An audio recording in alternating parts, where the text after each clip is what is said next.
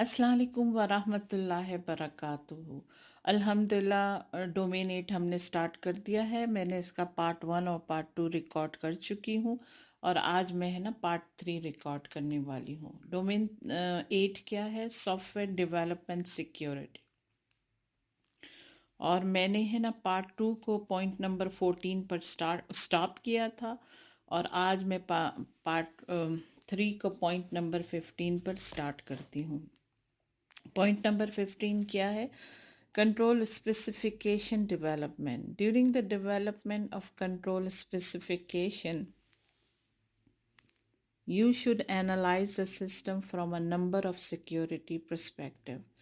First, adequate access control must be designed into every system to ensure that only authorized users are allowed to access the system and they are not permitted to exceed the level of authentication ना लाजमी है कि इसका first step ये है कि है ना मेक श्योर करना है कि अथोराइज यूज़र्स करें और जिनके पास अथॉरिटी हो और वो भी जिनके पास अथॉरिटी है वो भी अपनी लिमिट से आगे ना जाए.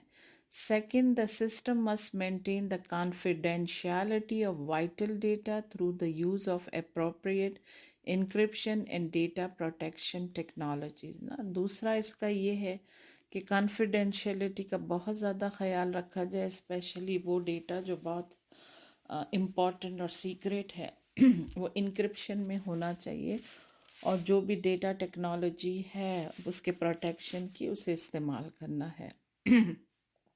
Next, the system should provide both an audit trail to enforce individual accountability and a detective mechanism for illegitimate activities ना. फिर जो तीसरा इसका हिस्सा ये है कि है ना ऑडिट ट्रेल ज़रूर होना चाहिए, यानी जो भी यूज़र्स हैं उनको ये पता होना चाहिए कि उनके पर नज़र है और उन्हें उनका ऑडिट होगा ना. फिर इसके बाद जो आता है वो ये आता है कि फाइनली जो कि फोर्थ है इसका, depending on the criticality of the system availability and fault tolerance issue should be address as corrective action ना. जो इसके आते हैं ना भाई, कभी अवेलेबिलिटी का मसला है, कभी फॉल्ट टॉलरेंस जो हम पढ़ चुके हैं उसका मसला है, तो फिर उन्हें है ना करेक्टिव एक्शन के साथ जो जो पॉलिसी है, जो तरीका है, उसके हिसाब से हल करना है. फिर आता है point number 16, design review. Once the functional and control specification are complete, let the system designer do their thing ना.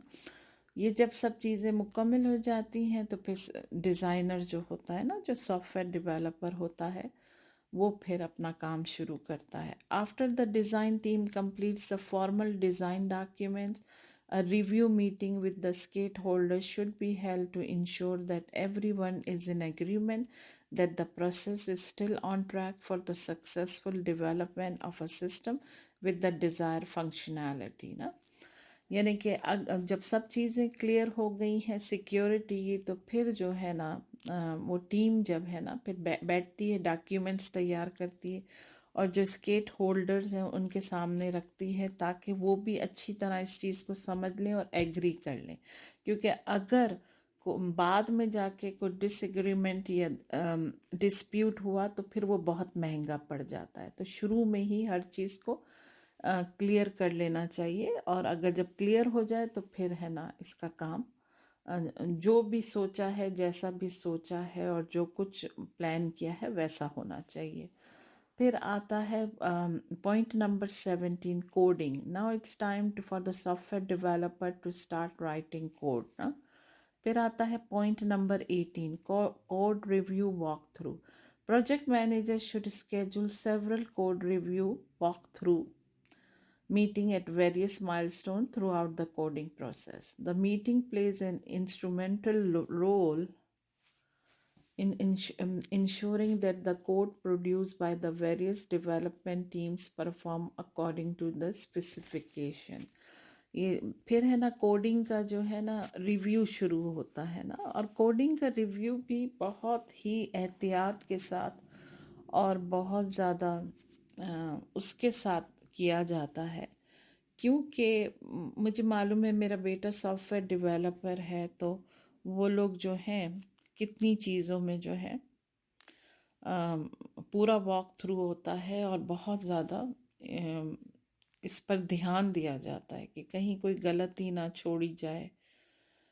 फिर आता है 19, point number 19, testing. After many code reviews and a lot of long nights there will come a point at which a developer puts in that final semicolon and declares the system complete ना।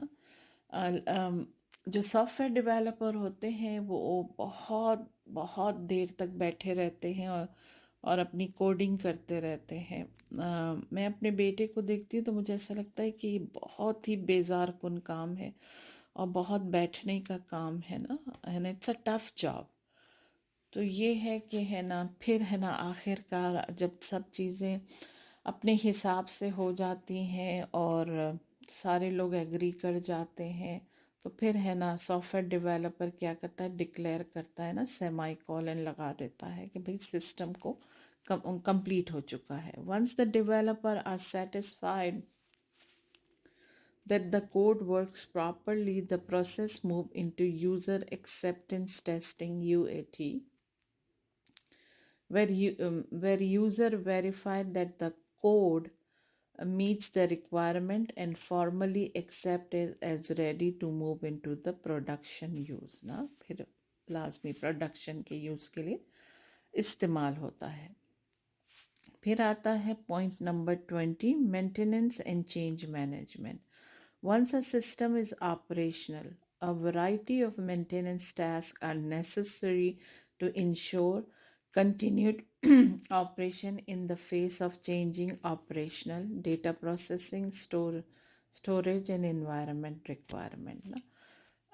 जब ये system मुकम्मल हो जाता है तो लाजमी है कि ऑपरेशनल हो जाता है, यानी वो फिर काम के ऊपर आ जाता है वो सिस्टम, तो फिर उसका मेंटेनेंस और ये सब चीज़ें भी जो है ना बहुत ज़्यादा इम्पॉर्टेंस रखती हैं। फिर आता है point number 21, life cycle models. One of the major complaints you hear from the practitioners of more established engineering discipline, civil, mechanical, and electrical engineering, is that software engineering is not an engineering discipline at all.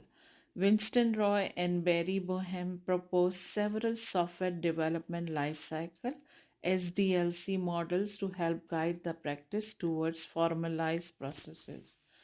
ये जो दो है ना, Winston Royce and Barry Boehm जो है, इन्होंने propose किए थे मॉडल्स सॉफ्टवेयर के लाइफ साइकिल के लिए, सॉफ्टवेयर चलती रहे, स्मूथली चलती रहे, ठीक है ना।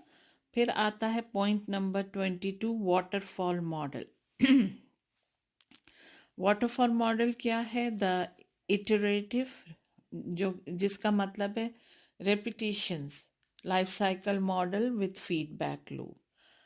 सिस्टम रिक्वायरमेंट्स होना चाहिए, सॉफ्टवेयर रिक्वायरमेंट होना चाहिए, प्रिलिमिनरी डिज़ाइन होना चाहिए। प्रिलिमिनरी डिज़ाइन जो है हमने डोमेन 1 में पढ़ा है, फिर डिटेल डिज़ाइन को भी हमने डोमेन 1 में पढ़ा है। कोड एंड डीबग है, टेस्टिंग है, ऑपरेशन एंड मेंटेनेंस है, ठीक है ना।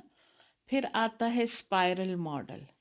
It is a combination of both इरेक्टिव मॉडल, जो कि रेपिटेशन है लाइफ साइकिल का, मतलब सॉफ्टवेयर की लाइफ साइकिल का, and one of the SDLC model. SDLC model है several software development life cycle, जो है ना उन्होंने प्रपोज किया था ना, विंस्टन रॉयस ने और बैरी बोहेम ने, ठीक है। It can be seen if you choose one SDLC model and combine it with cyclic process, जो कि क्या है, रिपीटेशन इरिटेटिव मॉडल है ना।